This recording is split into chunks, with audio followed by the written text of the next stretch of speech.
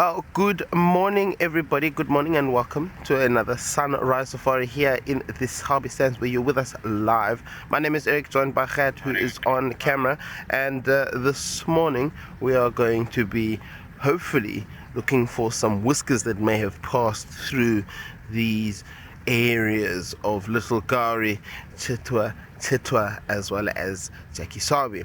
Now, joining us on our sunrise safari is Ralph and Morgan all the way down in Amakhala.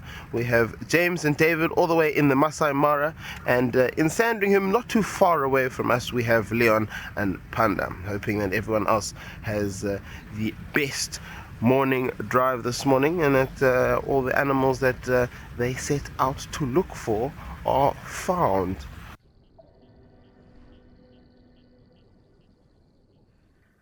If you look very carefully, you can see some spots there. Quite rare to see savocats, and that's where she is. And if you look carefully towards the right of your screen, you can see a bit of movement. That is where the head is, and she is feeding.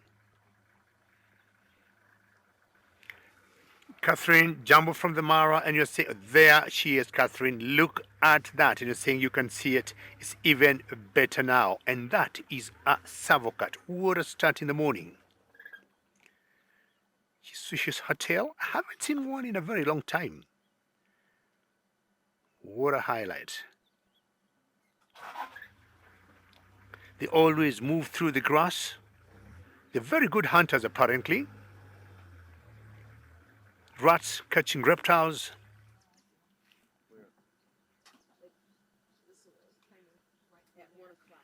Gianna, I would want to agree with you 100%. This pattern on the savocat, for me, I think tops the three. I don't know whether we're going to include the hyenas in the poll, but let's first stick to the cats, because look below or behind the head. They got patterns that look straight like a line. Then you come down further on the back, there are spots. You come to the tail. You see the tail is like ringed like leopards. The whiskers also they use sometimes to gauge where to go through when they go for their hunt or for their prey.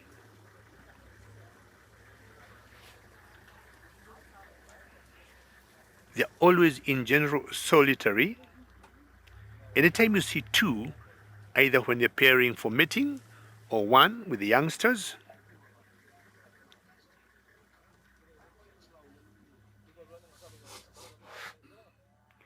Jamie, you're asking if cheetahs and savos compete or other big cats. I wouldn't think so, because they have very different feeding habits or hunting behavior.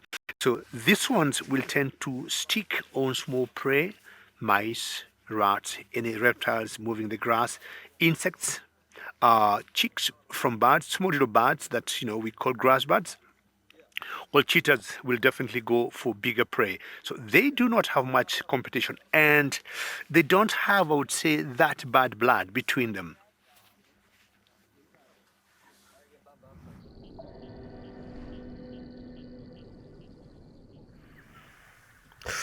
Oh, here we go.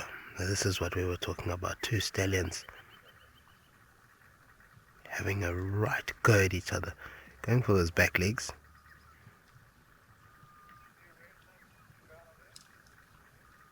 This looks like quite a heated fight.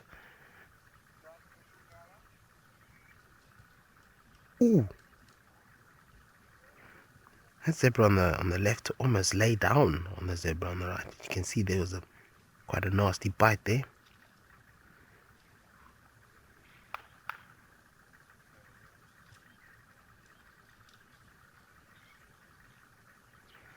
Trying to figure out what that clapping sound was. It's not the first time. Oh, he's got a proper hunk of skin there. I don't know if that's the connecting of the hooves. Oh, Granny Mango, absolutely. Sunday Fight Club. But the first rule of Fight Club is we don't talk about Fight Club. Except I think this is what the zebras have been talking about for the last few minutes.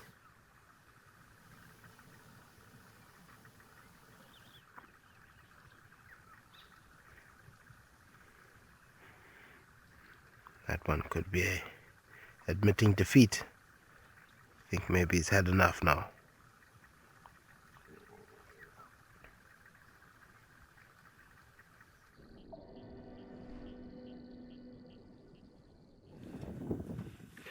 Welcome to a bit of biting, some sort of change here in the Mara. And this is my favorite stock. I've said that many times. And it's the sandal-billed stock. You can see how beautiful she is. Nothing against the other two individuals there that we call the sacred ibis. They have one commonality: feeding in water, getting frogs, fish, crustaceans.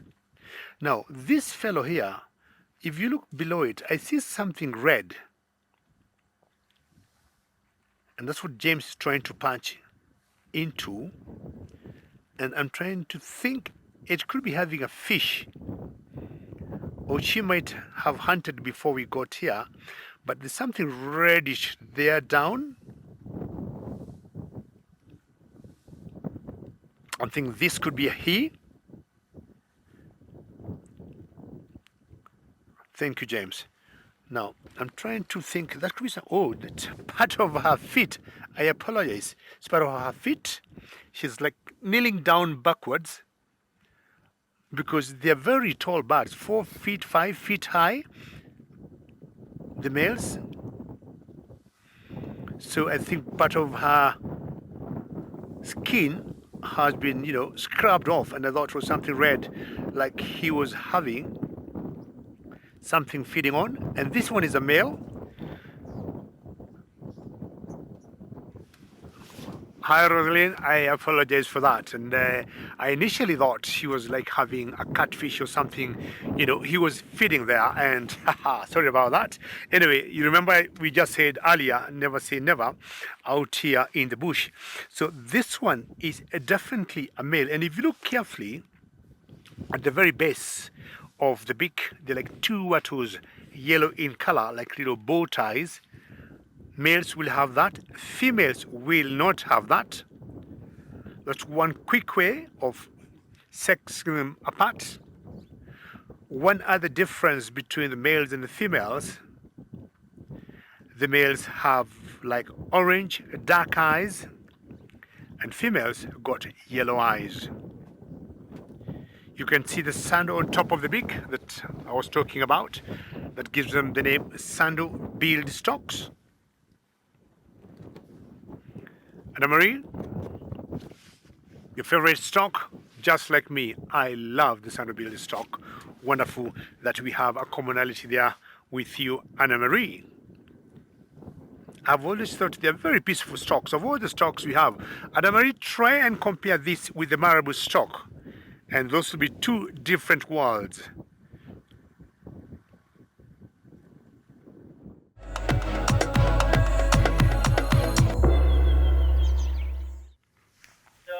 We're still there.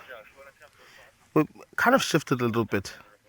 We've come to a different group of the herd. Didn't see these ones. It's quite a big herd of elephants here. Probably about 20 or so of them. It's just always nice to see. Hoping they stick around. They do seem to be indulging in a lot of the foliage around here. The waterhole is a western direction from here. So pretty much behind where these guys are as the crow flies. Maybe a little bit more to the left of them. And obviously they don't look like they're in any mood to be moving anywhere anytime soon. I'm sure they will make their way slowly down towards that waterhole at some stage today. Luckily, I mean, it's not a very hot day. It's not cold, but it's not hot. I'm sure they'll slowly make their way. I think they take it easy. Elephants on overcast days, cool days like this, take it easy. They don't need to move away very, very quickly. However, on warm days you will find them motoring towards the water.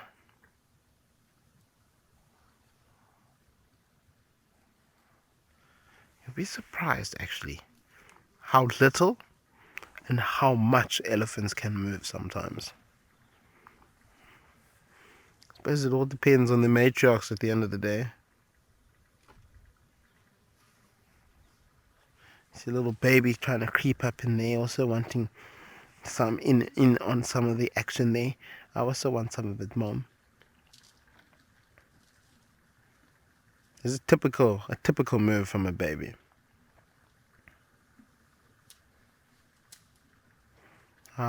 Jones, we thank you for joining us, and we glad we could help with your natural therapy. I mean, it really is. Spending time with elephants is always natural therapy. I don't know if you realize you scratching your head with a stick there, little baby. I thought so.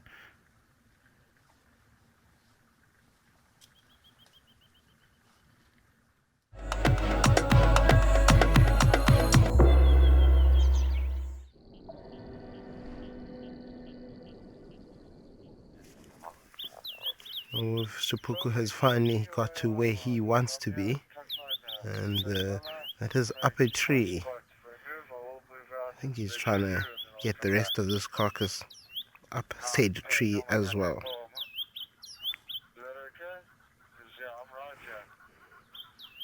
You see the back legs, look at the balance. What's the balance?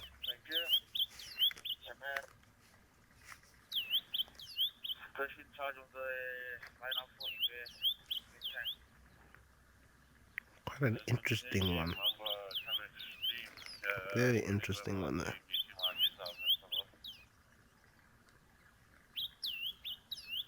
It does look like he's struggling a little bit. It's an awkward tree, but it looks like he's going to... It looks like it's maybe hung up on something, and that could be the ribs.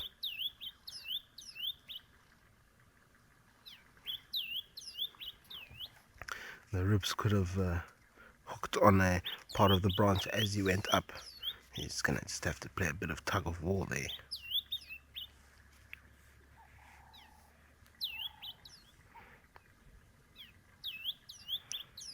Dolly, I think what he's going through is what most leopards will go through.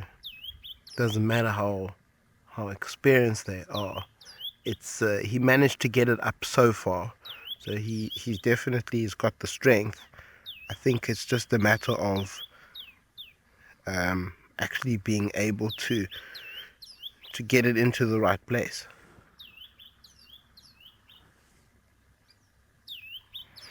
But I don't think it's a matter of he's not strong enough. He's definitely strong enough.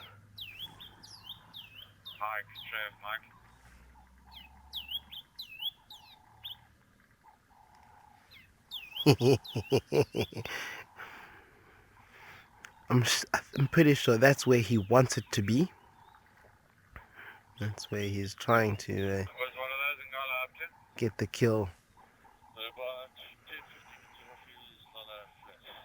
I think he just needs a bit of a rest. Just a bit of a rest.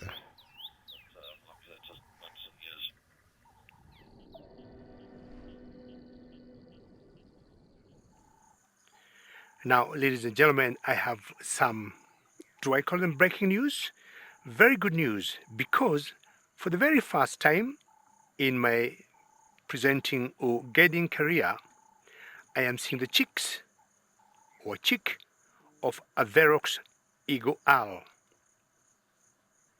Look carefully to the right of the brown bird you see, resting on her nest.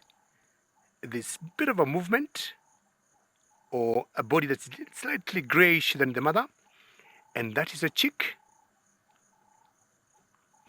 This is the largest owl we got in Africa,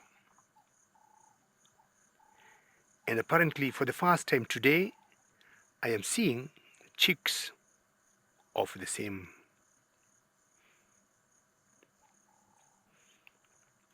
They lay about 2 eggs after mating. these owls, and they incubate them for about 33 or 39 days, a month plus a few days. And Molava, a very good afternoon from the Masai Mara, and you're saying this is very special to see, and truly it is, even for me, and especially seeing the chicks.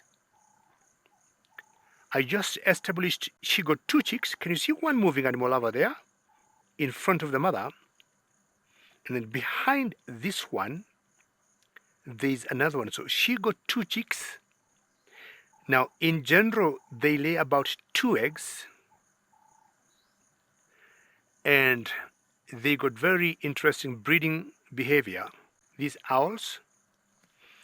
Kimberly Locas, you're saying you absolutely love this. You have no idea. Even for myself and Big James, we are full of joy. For only one reason, to see the chicks. We have seen these owls a million times, many years. By the way, Big James, have you seen chicks of owls before? Big James says a big no, and he's even telling me he doesn't know what I'm talking about because he thinks I'm seeing my own things, but luckily he got a very good camera. And he's saying, yes, they are babies which look smaller than the big one, and I'm telling him those are chicks of the Varax eagle owl. I was saying earlier they got very interesting breeding behavior because after mating, she will lay about 2 eggs, or she lays 2 eggs that are white in color, pretty small, a few grams.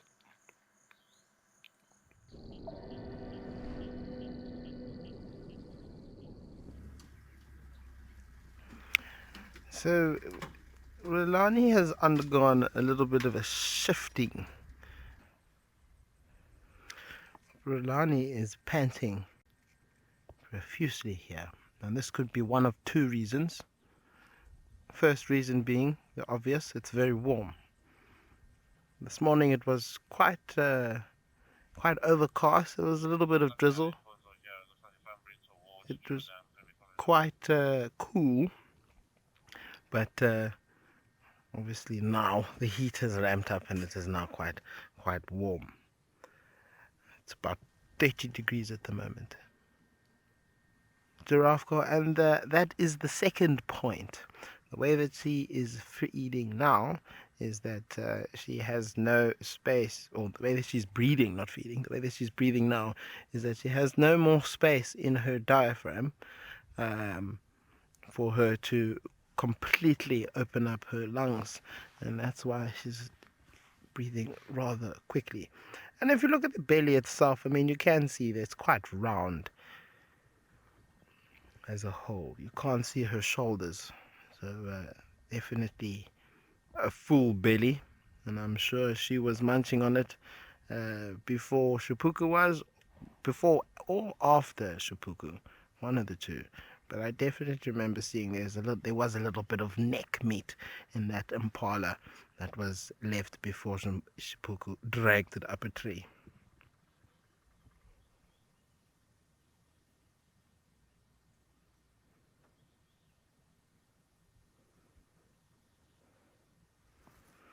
But she definitely had herself a little bit of the feed, which is good. Now, the real question is, who is the one that made this kill?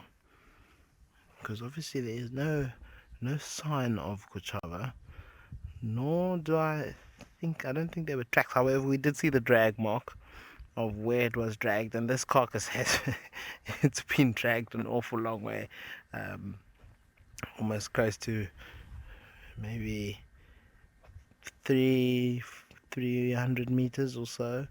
It was dragged into a fire break, but we don't know where from it was dragged. I suspect from a little drainage line.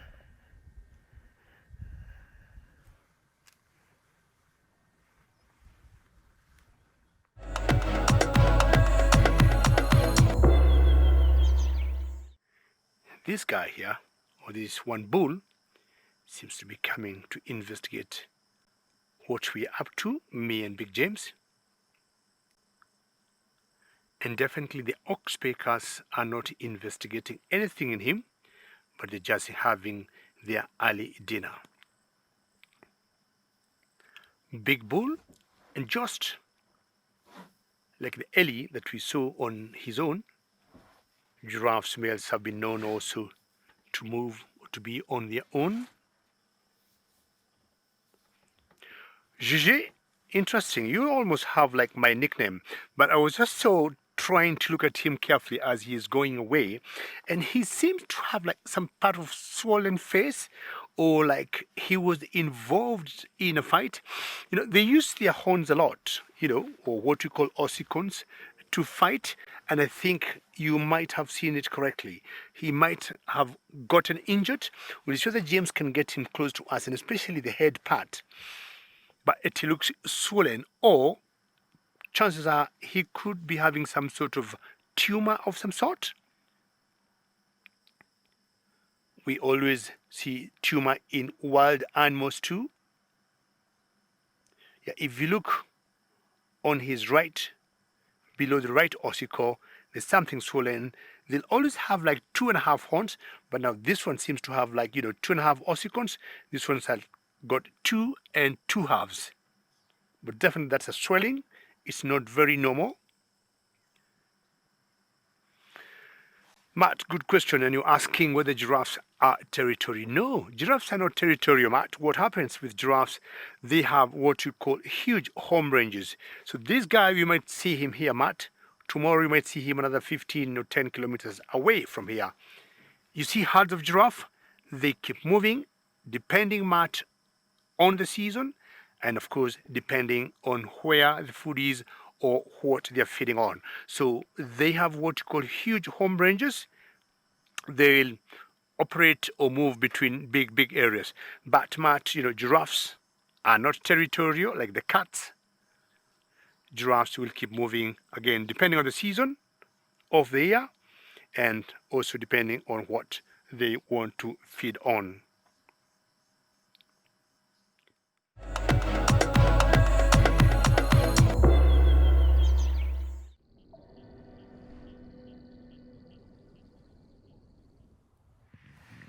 So there we go. At least now we can prove to you that we weren't lying.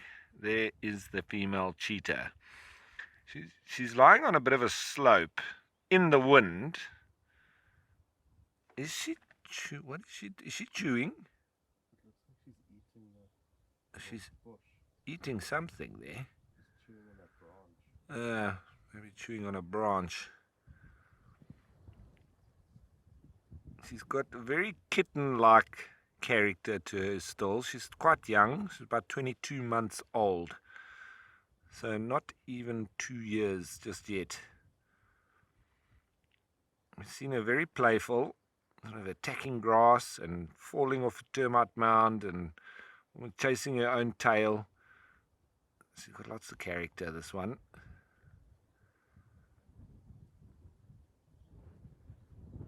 So Jamal, yes, it seems like it was a young waterbuck that she killed in this area, and she was feeding on it. She was spotted here. So it was a few days ago already that she caught or was seen feeding on that young waterbuck. So there's the potential that she could hunt today. We'll have to just wait and see. We noticed that when we had been sitting with her, she gets up and gets going at around 5:30, although it is already quite chilly with this wind chill factor. So with her head up, she could become mobile at any moment. Whether she gets up and heads towards the fence line and then walks along that, or heads back down into the thicket, remains to be seen. And yeah, she could not be further away from the lions. This is the furthest away or furthermost corner of the reserve, and the lions are on the opposite end. So she's very lion savvy. She's a very savvy cheetah, should I say.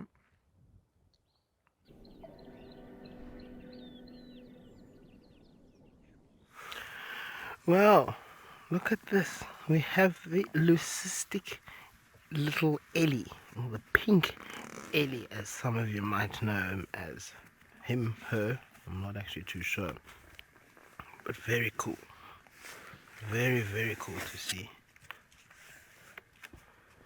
This is my first time seeing this area as well. And it's just a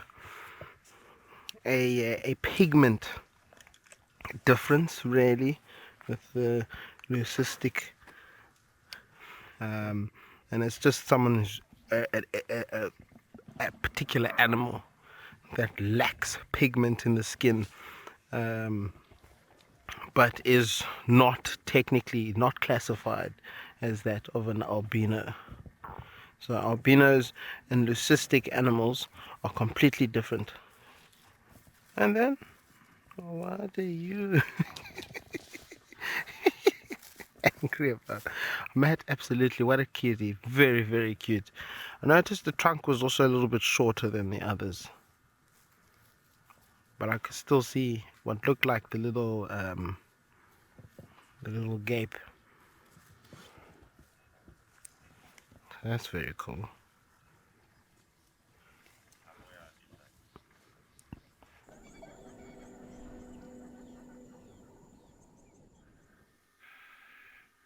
We were just looking to get a decent view of the sunset to be able to compete with some of the other locations.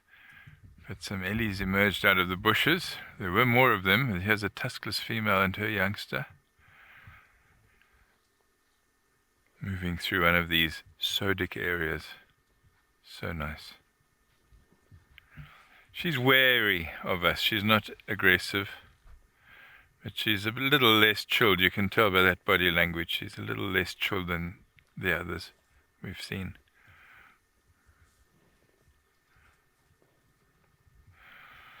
There are more coming out in front of us here on the left. They'll be emerging shortly from the guarri bushes.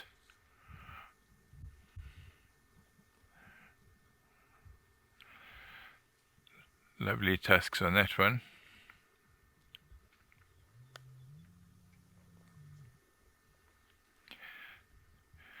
George, not necessarily when they're pregnant.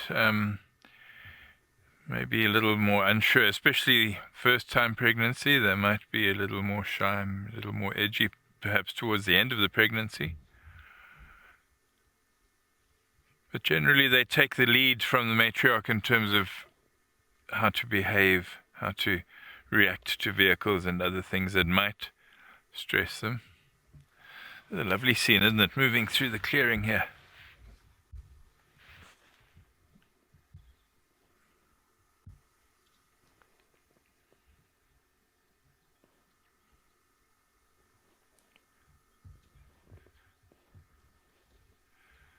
This Sandringham really is a beautiful spot, isn't it? We enjoyed exploring parts of it that I hadn't seen yet today.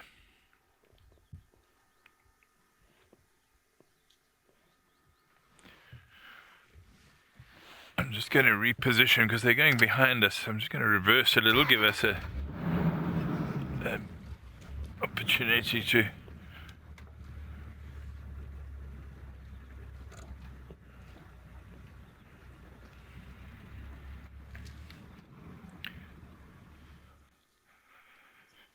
Ben, it's been our pleasure. We're glad to have found them and been able to share it with you because I was really itching to get some good elephant sightings.